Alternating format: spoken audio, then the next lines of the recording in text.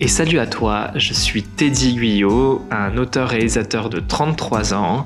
Entre rêve, espoir, impatience, authenticité et quelquefois difficulté, tristesse, doute, je reviens sur mes 13 années de création avec les différents grands acteurs et techniciens qui ont marqué cette période-là. Une période d'innocence qui aujourd'hui a forgé la personne que je suis. Donc je suis ravi de partager ça avec toi et je te laisse entrer dans le journal intime d'un artiste borné.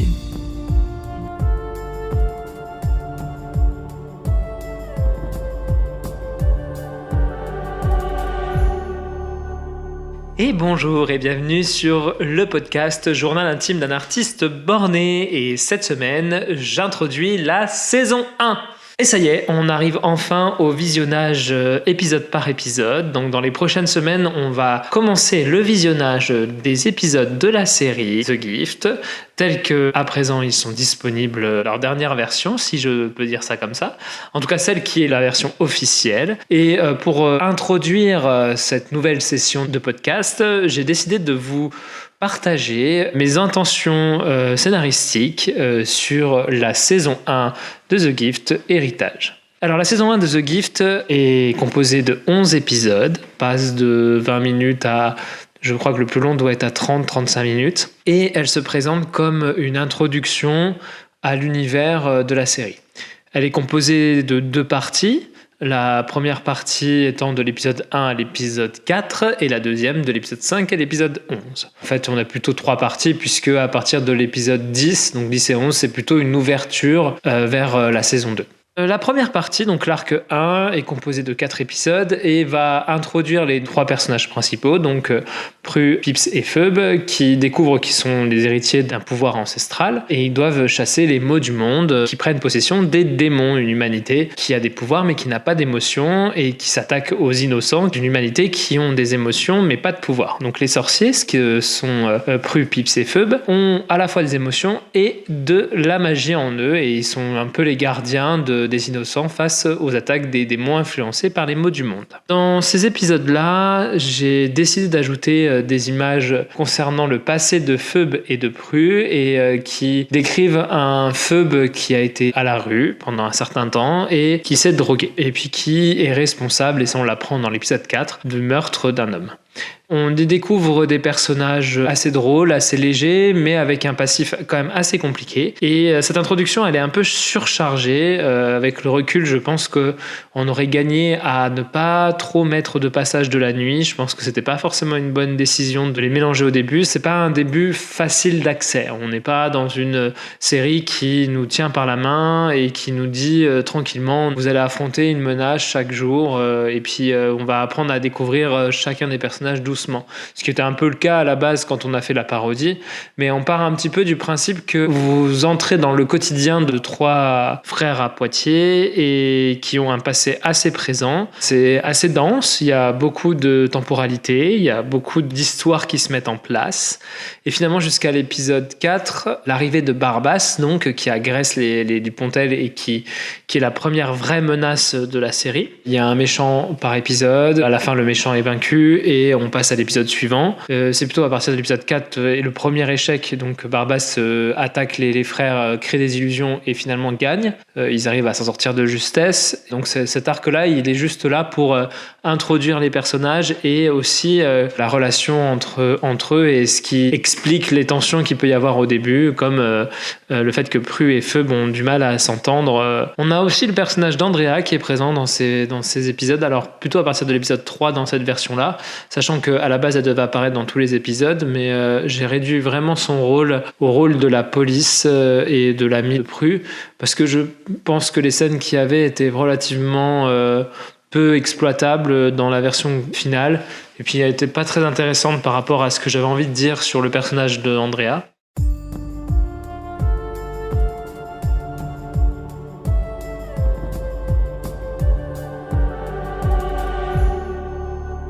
L'épisode 5 à l'épisode 11, on va découvrir des flashbacks qui vont retracer le voyage de Peter dans l'Antiquité. Donc ça, ce sont des scènes qui ont été tournées en 2017. Si vous avez du mal avec la chronologie de la série, j'ai fait 3 épisodes consacrés au développement de ce projet. Et c'est les épisodes 2, 3 et 4. Donc n'hésitez pas à aller consulter les épisodes de ce podcast pour en savoir plus. Globalement, l'épisode 5 assure une transition. Il clôture un petit peu le chapitre la nuit.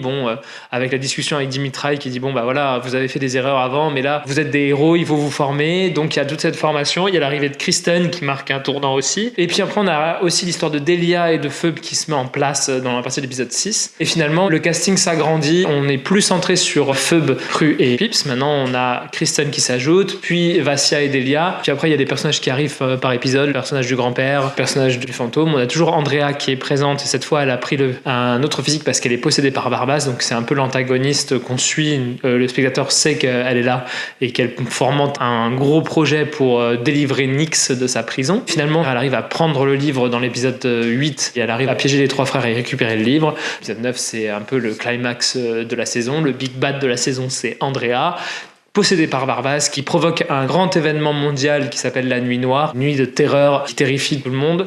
Et finalement, les frères dévoilent leur vrai potentiel dans cet épisode, puisque grâce au soutien de Pandore dans les rêves de Prue, l'intégralité des personnages arrive à enfermer Barbas, et donc ils enferment une entité, un mot du monde, dans le livre des ombres, ce qui n'était pas arrivé depuis l'époque de Pandore, justement. En parallèle, quand Peter est envoyé dans l'Antiquité par les premiers, il va créer l'espoir avec Pandore et Atrahasis. Et donc, on termine cette saison avec 2 épisodes qui font un peu une transition. Dans l'épisode 10, tout début, Prue meurt. Et de cette mort, Phoebe ne s'en remet pas et décide de briser son orbe. On apprend aussi que la source des pouvoirs des sorciers vient d'une orbe à l'intérieur de leur corps qui se brise au fur et à mesure du temps. Et plus elle se brise, plus leurs pouvoirs sont grands. Et donc, cette orbe-là qu'ils ont à l'intérieur d'eux, ils décident de la briser extrêmement vite. Normalement, quand on brise son orbe trop vite, on devient un vampire, en tout cas un originel, une créature mi-bête, mi-homme, qui se nourrit de sang et qui est immortel et qui a son corps relié à une rose. C'est la première fois d'ailleurs de la série que je liais un conte à une créature fantastique, le vampire étant lié au mythe de la Belle et la Bête. D'ailleurs, c'était le titre originel de l'épisode 6. La Belle est la Bête, c'était un jeu de mots. Donc, comme je disais, elle est séparée en 2 parties. Dans la deuxième partie, c'est plutôt l'affrontement contre Barbas, c'est la validation des pouvoirs. On voit pas mal de scènes où ils s'entraînent, ou en tout cas, ils développent leurs dons, ils apprennent à se faire confiance. Et puis, dans l'épisode 10 et 11, c'est un double épisode centré sur le deuil. Le pouvoir ultime de Phoebe, c'est la gestion du temps. Lui, il peut voyager dans le temps et il modifie quelque chose qui permet à... Enfin, il sauve son frère, mais en sauvant son frère, il se met lui-même en danger, puisqu'il a modifié un élément du passé, mais ça, on le développe plutôt dans la saison 2. À la fin de la saison 1, ça se termine sur un cliffhanger, sur une annonce du président que l'État français connaît l'existence des sorciers. Donc il y a un côté global qui s'annonce à la fin de cette saison. Moi, ce que je peux vous dire en introduction de cette saison, c'est que les thématiques que j'ai traversées, on commence par un deuil avec l'enterrement de la grand-mère et on termine par un deuil, même s'il est empêché, mais il y a quand même l'enterrement de Prue dans le dernier épisode. Donc il y a une idée de cycle. Et il y a les thématiques qui me touchent beaucoup dans cette saison. Il y a comment se sortir de la culpabilité, de la peur de soi-même. Il y a pas mal de thématiques qui sont assez profondes que j'ai développées au fur et à mesure des épisodes. C'est la seule saison où je vous dirais que je ne suis pas entièrement, on va dire, responsable. À la base, mon projet, c'était de partager la caméra et les scénarios avec plusieurs personnes. Et c'est la saison qui a le plus de scénaristes et le plus de réalisateurs. Pour ma part, en tant que scénariste, j'ai écrit l'épisode 1, l'épisode 3, l'épisode 4, la partie Pandore de l'épisode 5, l'épisode 6, l'épisode 10 et 11. J'ai participé à l'écriture de tous les épisodes, bien entendu. William, lui, a écrit l'épisode 2, l'épisode 5, l'épisode 9. Ensuite, on a eu Adrien, donc qui interprète Phoebe, qui a écrit l'épisode 7. Et l'épisode 8 a été écrit par sa réalisatrice, Emma. On tâtonnait un petit peu dans cette saison. J'ai également écrit tous les passages qui se passent dans le passé entre Prue et Phoebe. Et les passages de Pandore, qui sont des passages qui ont été réalisés bien plus tard.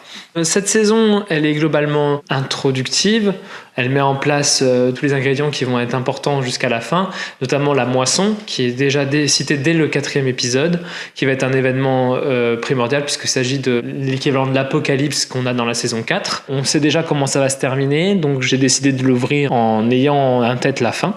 Voilà, elle s'appelle Héritage, c'est le nom du premier épisode et j'en suis très content de cette saison. Elle a le format des anciennes séries, c'est-à-dire il y a un peu le monstre de la semaine et un petit fil conducteur qui est donc la préparation de Barbas, mais ça c'est presque anecdotique par rapport à justement les histoires par épisode. On a l'épisode 1 qui a Camilla, la petite amie de Peter, qui est en fait une démon. On a la succube de l'épisode 2. Il y en a Negapips dans l'épisode 3, qui lui est un alter ego négatif de Peter qui a été créé par une formule qu'il a lue pendant qu'il écrivait le livre. L'épisode 4, c'est Barbas qui attaque. L'épisode 5, on est sur Devil et Sephira, qui sont deux démons envoyés par Barbas, mais on est surtout dans l'introduction de l'univers de Pandore et l'introduction de plein de nouveaux personnages. Donc finalement, Devil et Sephira, c'est un peu une excuse à côté pour le monstre de la semaine. Dans l'épisode 6, on est concentré sur les vampires Delia et Vassia, et surtout sur Marik, qui est l'ennemi principal de cet épisode. Dans l'épisode 7, c'est les zombies, la thématique. Tout le monde est devenu des espèces de zombies abrutis. Et on inverse la place de Prue avec la place de Théodore, leur grand-père, une des réincarnations de Apollon, puisqu'après on apprendra plus tard que Prue est la réincarnation d'Apollon. À chaque fois qu'il meurt, il redevient un autre sorcier, donc il a déjà été son grand-père. Finalement, son grand-père et lui, c'est une réincarnation de Apollon. Dans l'épisode 8, c'est la Dame Blanche. Et puis dans l'épisode 9, Barbas attaque, donc c'est le climax, donc c'est Barbas l'ennemi. Et puis dans le 10 et le 11, c'est le destin, la prophétesse, l'ennemi, qui les challenge en tuant Prue en début. Et tout le travail de cet épisode, c'est justement de comment on peut inverser le cours du temps et peut-être assumer les conséquences de cette décision-là.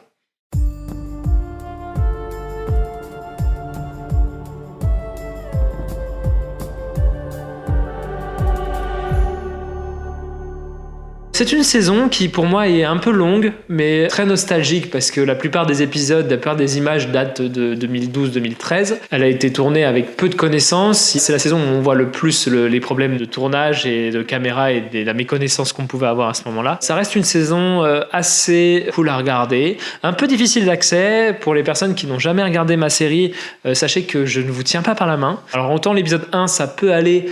À partir de l'épisode 3, je pense que ça devient bien hard à suivre si on n'est pas concentré. L'épisode 4, il faut s'accrocher. L'épisode 5, 6, 7, 8, 9, ça devient des épisodes un petit peu plus fluides parce que les passages de Pandore donnent un petit peu de vie et un peu d'extérieur. L'épisode 9, c'est la conclusion de notre histoire sur le Big Bad Barbas. C'est un peu un format à la Buffy finalement. La saison 1, t'avais le maître qui était derrière, qui orchestrait plein de choses dans l'ombre. Mais finalement, chaque épisode, il y avait un ennemi différent par exemple. C'est un peu le délire de cette saison. Son défaut principal, je pense, c'est qu'elle est trop généreuse. C'est-à-dire qu'il y a beaucoup d'informations très vite sur les personnages. Et on n'a pas beaucoup d'épisodes pour s'attacher à eux. Dès le début, on inclut un passé difficile. Et peut-être qu'il aurait été mieux valu que ces personnages aient un peu plus de temps d'écran à eux. Et un petit peu moins de moments tragiques dès le départ.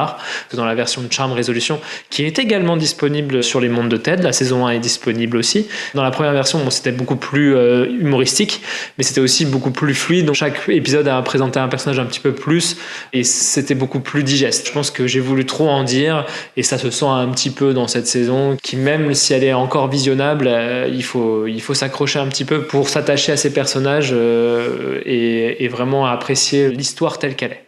En tout cas, si on s'accroche, on s'attache à ces personnages et on s'attache à cet univers. Donc c'était une petite introduction. Cette semaine, j'ai décidé vraiment de vous présenter cette saison.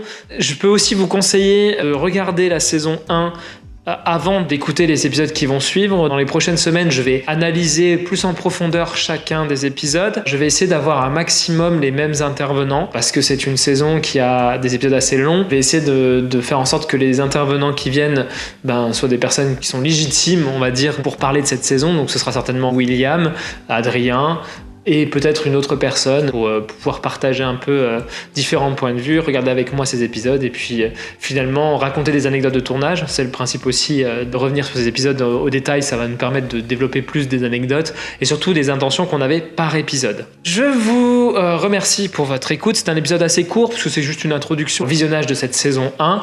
Et je vous dis à la semaine prochaine et je peux déjà vous dire que l'intervenant que j'invite est William pour le visionnage de l'épisode 1 de la saison 1. Je vous remercie pour votre écoute. Je vous souhaite une excellente semaine et je vous dis à la semaine prochaine pour le visionnage de l'épisode 1 de la saison 1.